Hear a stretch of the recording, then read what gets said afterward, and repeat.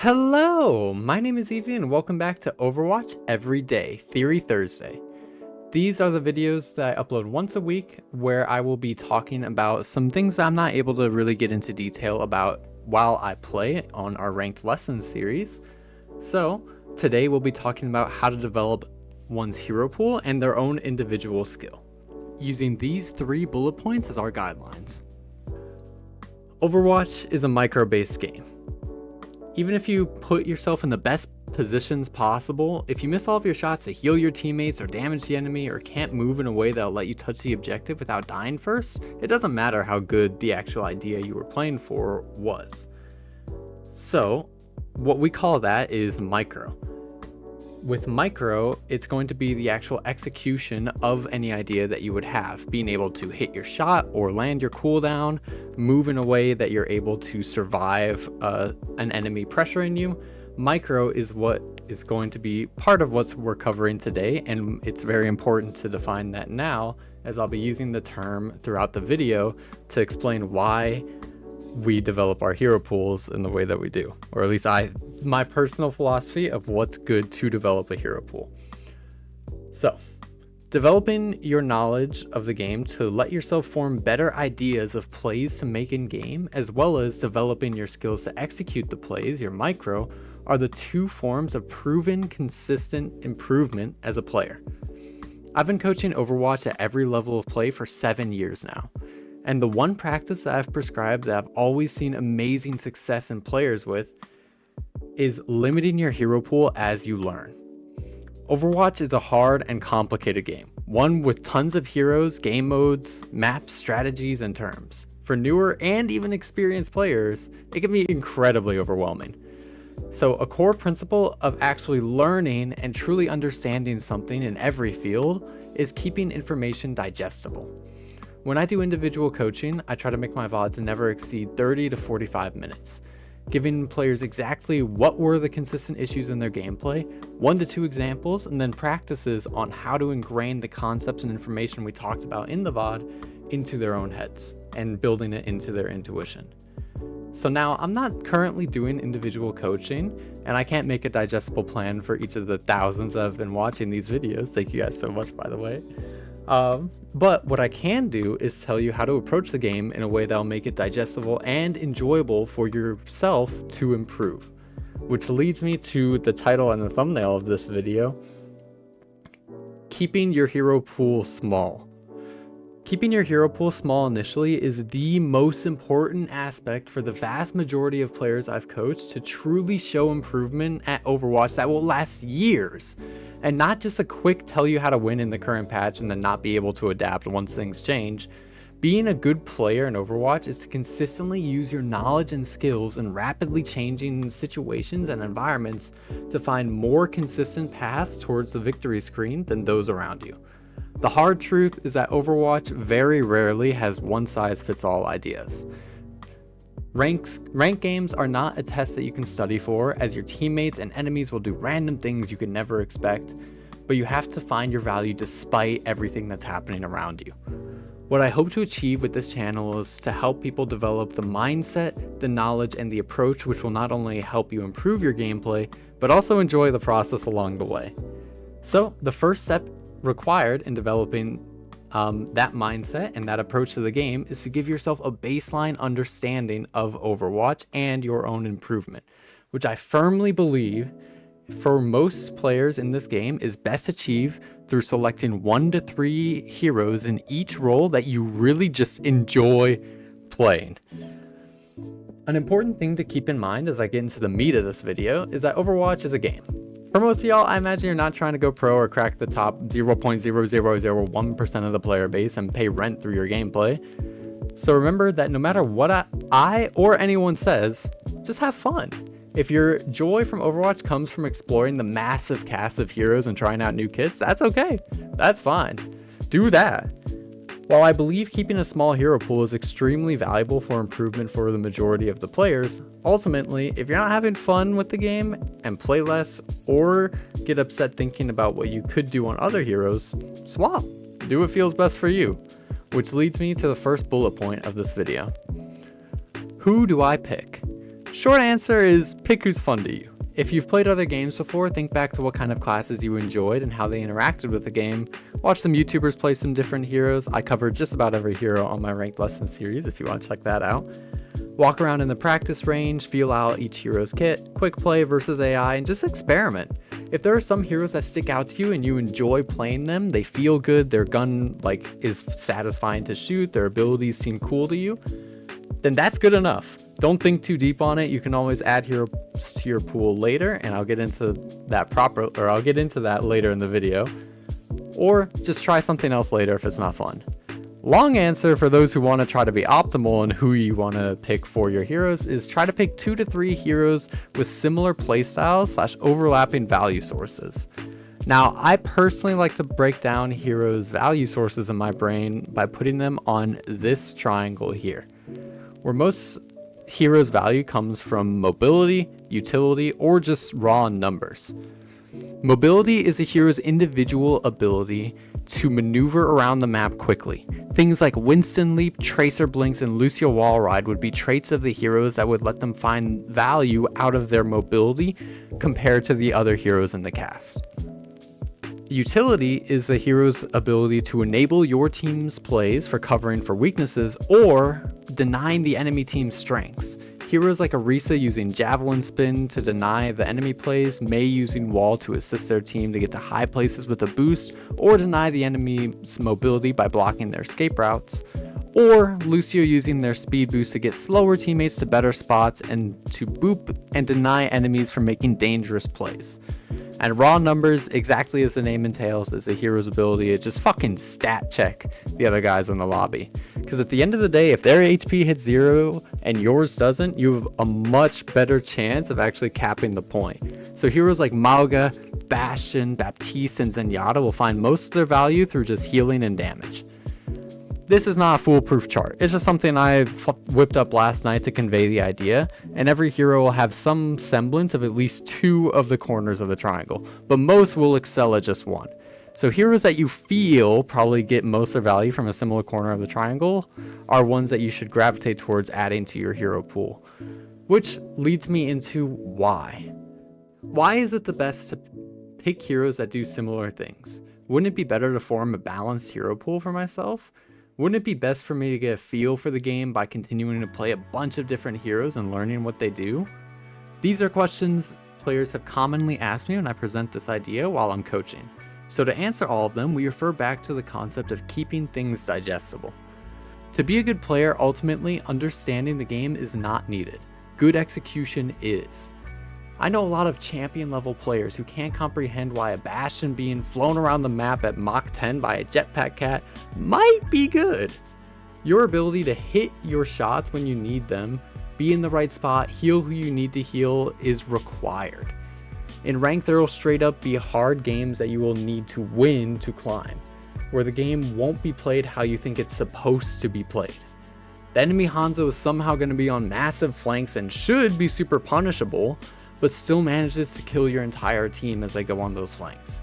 Even if you recognize that the Hanzo needs to be dealt with, if no one on your team is stopping the issue that's losing the game, it needs to be you. You are the only one who can actually go and shut down that Hanzo and win your games consistently.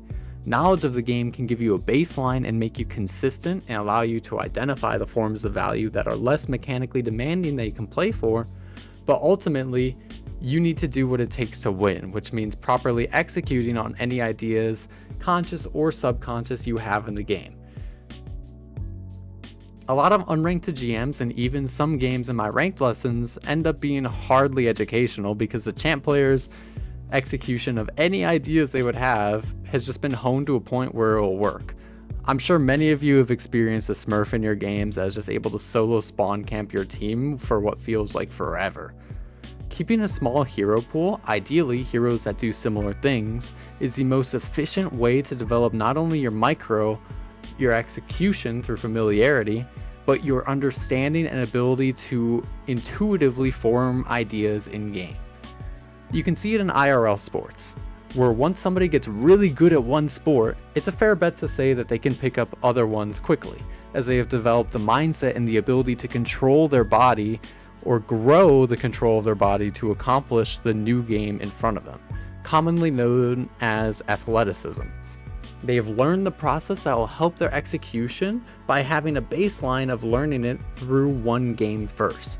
I've seen attempted adult athletes who try and learn a bunch of different sports at once not be able to grow that skill because most of their brain was just trying to keep up with remembering the different rules and jobs they needed to do in each sport, rather than developing the skills to control their body first.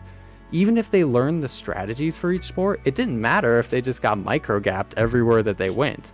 You need that baseline developed through familiarity first. Small tangent, I think children are exception to this, as it's much harder for them to grapple with complicated or abstract concepts since that part of their brain literally hasn't formed yet. So child athletes who play a bunch of different sports still end up fine as athletes, but they're like that because the main consistent thing between all of those environments that they can actually comprehend is just the control of their body, so they can still focus on developing that skill. I talk and target this video towards adults since I say fuck a lot and you guys are okay with that, so the exact same concept is used here.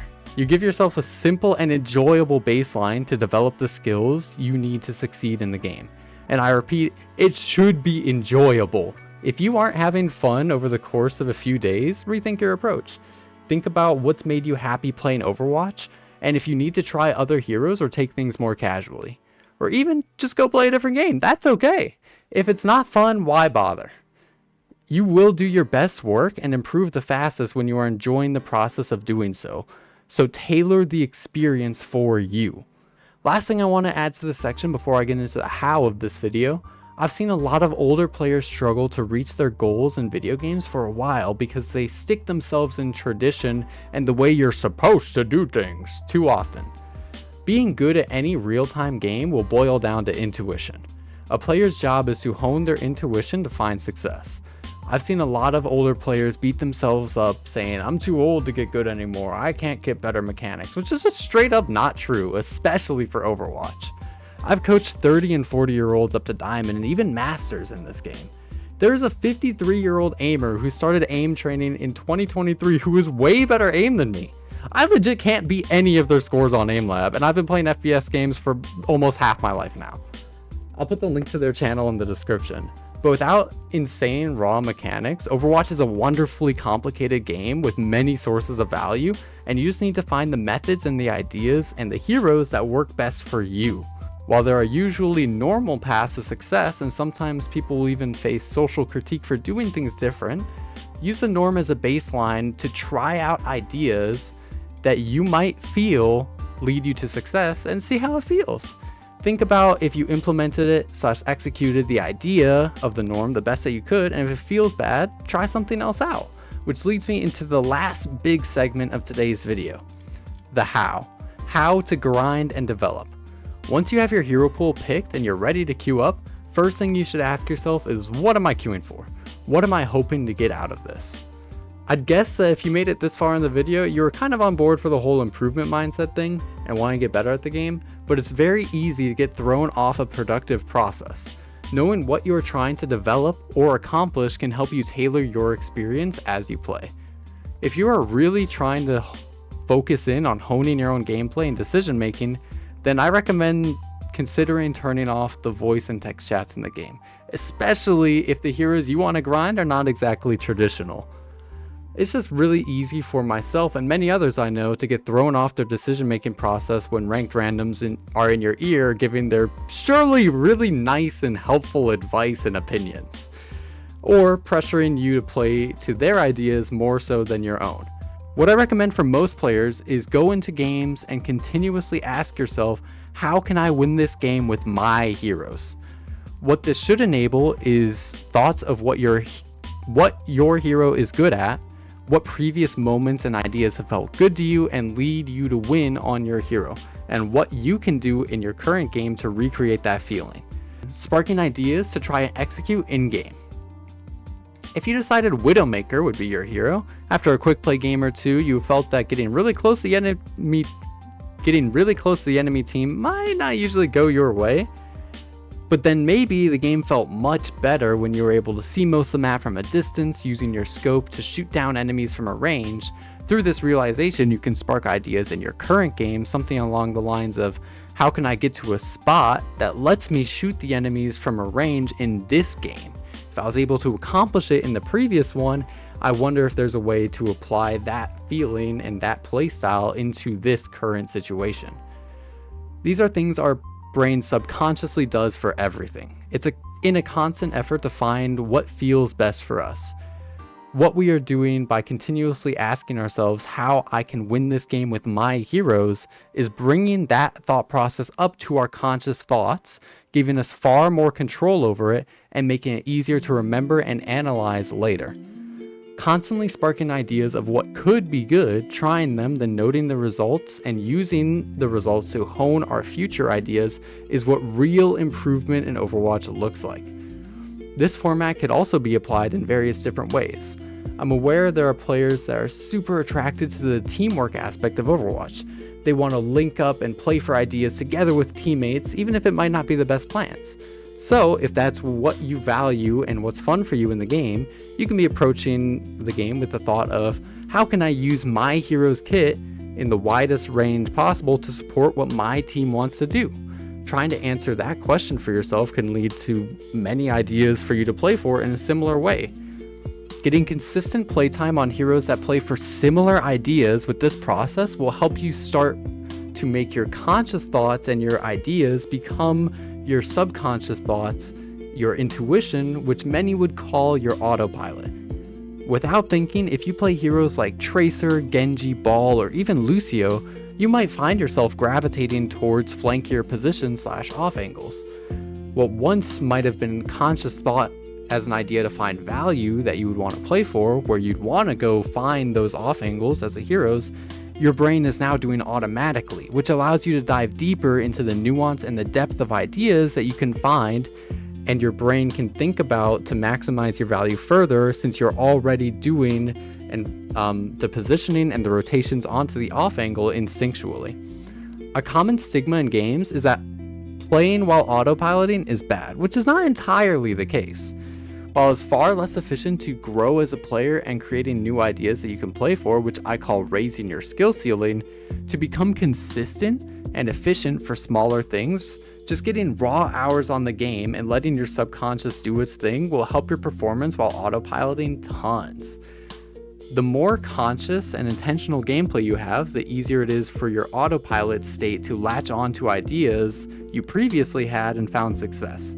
I call this raising a player's skill floor.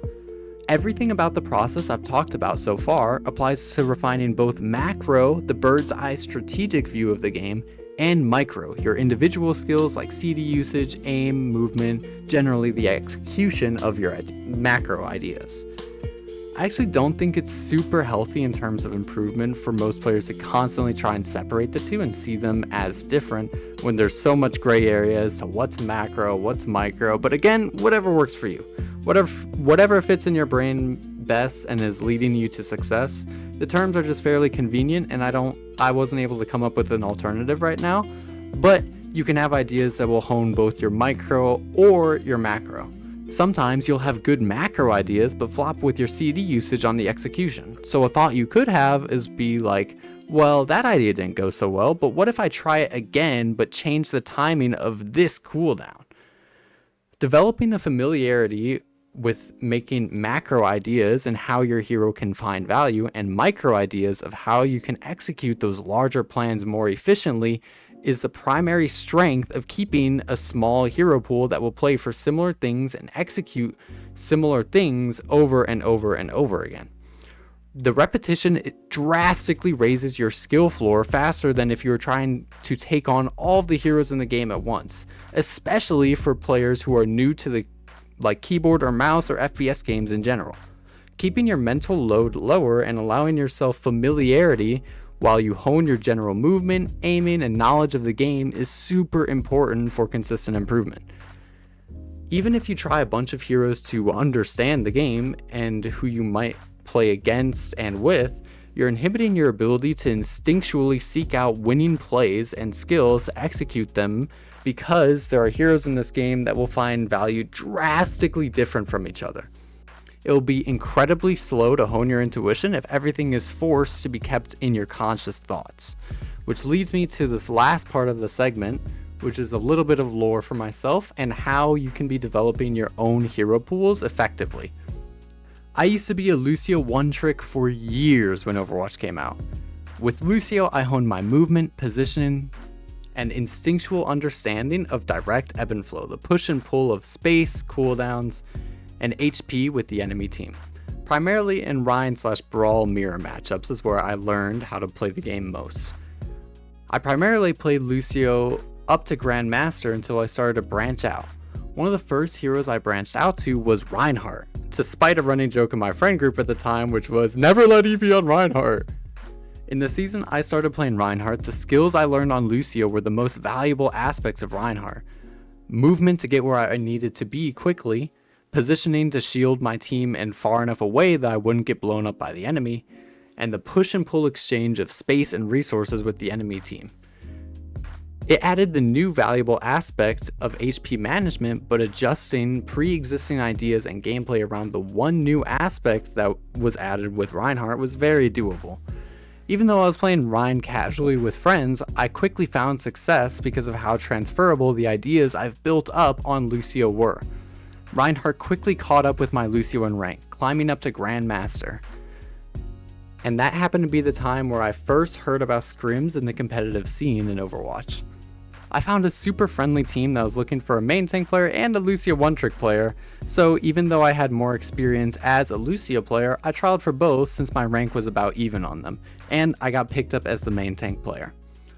Quickly after, Reinhardt became my new one-trick that served as my baseline for all the advanced concepts I'd learned in the competitive environment. Now trying to climb beyond the top 1% and into the elite to go pro, still to this day, I consider Reinhardt to be the hero that I can play best on. Shortly after I got my footing in the competitive scene, Wrecking Ball became a near mandatory hero for main tank players to know how to play. I went into my first Q sessions of Wrecking Ball with confidence, dare I say arrogance, thinking how I've been able to learn and perform on every other hero I've attempted to pick up so far. Ball shouldn't be that hard. And unironically, it was one of the hardest things I've ever had to do in my life. I'm gonna sound like a grandpa saying, back in my day, we walked uphill both ways to school. But legit, everything I say here is true. Ball is right now, Ball is a hard hero. But I was learning Ball back in Overwatch 1. I had about half the effective HP as Ball does now. There was no out of combat healing passive.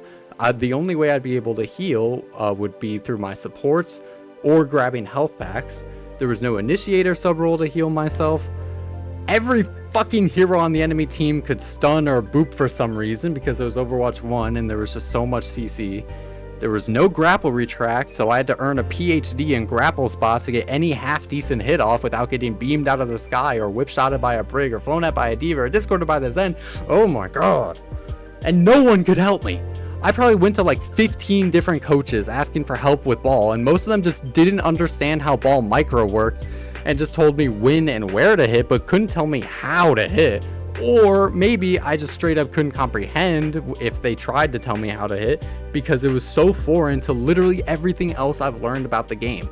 Ball played completely differently from Lucio and Reinhardt in a way that was just an entirely different approach to Overwatch.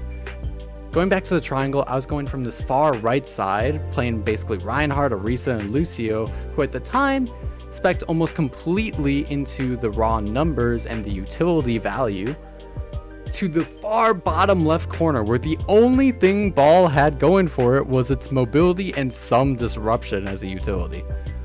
Ideas that were hell to execute into the absurd amount of CC that was in Overwatch 1. I just couldn't do it. I struggled for like a year and a half on Ball before throwing in the towel and just putting more time into getting better at Winston instead to allow my team some kind of dive potential, but I threw in the towel. I said, I can't play Ball. I couldn't do it. Ball players knew something that I didn't. But As I learned more and more about Winston, it all started to click. Winston was familiar enough in the value that they played for and the value that they could find, with my baseline understanding of the game being from Reinhardt and Lucio. Winston would still walk into the enemy team and brawl eventually, it just took a little bit longer than Reinhardt. Before that, there were other ways that the hero could get value. It would still have the ebb and flow of cooldown trades, space on the map, and HP, but just a little bit less direct than what I would do on Reinhardt. But with this newfound perspective of just being able to adjust things a little bit more into a mobility-based direction, I tried ball again. And to this day, the vast majority of the champion and Overwatch Path to Pro community know me for being one of the best ball players in North America. It was Wrecking Ball who I primarily played to get my first top 10 on the leaderboard, climb my way up into the pro scene, and the hero that brought me by far the most amount of tournament earnings I've gotten through Overwatch. Nowadays, I can one-trick every hero in the game up to Grandmaster and most of them up to Champion and rank. From using this process to grow my hero pool and the inspiration behind it, learning Winston was what made Reinhardt to Wrecking Ball click for me. So how you can apply this concept to develop your own hero pool is take things one step at a time with how you add heroes to your pool. Once you develop familiarity and are comfortable executing ideas in most of your games with your hero pool, if you run into a hard game trying to play Brig into a Doomfist, and despite your utility of Whipshot usually being able to keep out divers, but you can't see the path towards winning with how things are going in your current game, but you remember that Mizuki's chain is a utility that functions very similarly to a Brig Whipshot, but it might be a little bit more effective at the Doomfist, who's going to have two abilities to avoid your Whipshot on Brig, but they'd be chained to the floor and unable to use them playing Mizuki. So if you swap to Mizuki, you're going to be able to find a more effective way to find value that you were already playing for, and you know how to do it already. Your positioning wouldn't need to change much because you are already giving yourself an entry-level understanding to what kind of value you'd want to be playing for. You can be playing in similar spots as you were on Brigitte, but now once you hit the chain instead of the whip shot, the Doomfist would be stunned or tethered and you'd be able to shoot them out to completely force rather than just booping them away, in which they just counteract with their next movement ability. After you already are playing for your baseline level of understanding through the heroes and finding your value, you can expand your ideas and thoughts, exploring the differences of the heroes as you go on, but still all of it building off the baseline of familiarity that you had from Brigitte, and the utility value that they can both get. So, what I hope to convey with this is that you need to build up an understanding first, then expand it through familiar branches later. What I hope to convey with this is that you need to build up an understanding first, then expand it through familiar branches later. Growing your hero pool is not something easily forced. While if it brings you joy to play a hero you aren't able to win much on, you will eventually get better at them and learn. For the vast majority of players, if you want to improve the fastest you can, keep developing in the way that works for you. I personally feel like for majority of players that keeping a small hero pool is going to be what will help you improve the fastest. Trying to jump to the other side of the triangle and play for completely different ideas will often lead to frustration, tilt, or just loss of passion for the game. Give yourself middle grounds and enjoy what you do, because at the end of the day, if it isn't fun, why bother? I hope this video gives y'all some new ideas to approach ranked or quick play with. You don't gotta tight number your gameplay if it stresses you out too much, just have fun. Again, do what feels best for you. But remember, at the end of the day, this is just advice based off of my experience in the game. While I feel strongly that these methods will work for a vast majority of the players, if it doesn't feel like it's working, or if it takes the fun out of the game for you, ignore it. Who gives a fuck? I really want to use my decade of playing Overwatch to help people accomplish their goals while also achieving mine, but while I know a ridiculous amount about this game, no one's perfect. So not even just for my videos, but any educational content you see, take it with a grain of salt. But with all that said, thank you guys so much for watching. I had a blast making this video, and I think more essay, storyline, and theory-based videos is where my passion and content is going to be taking me. But I've built my baseline to be the daily uploads, and I'll be developing my process to build off of that to get to where I want to be, starting with these Theory Thursday videos. But alright, I'm babbling too much. I still gotta edit this. So thank you guys so much for watching, and I know we're not quite there yet, but thank you guys so much for 3,000 subs. It means the world to me. I've been wanting to make content forever. I gotta edit. Okay. So thank you guys for watching, and I will see you tomorrow. Bye bye.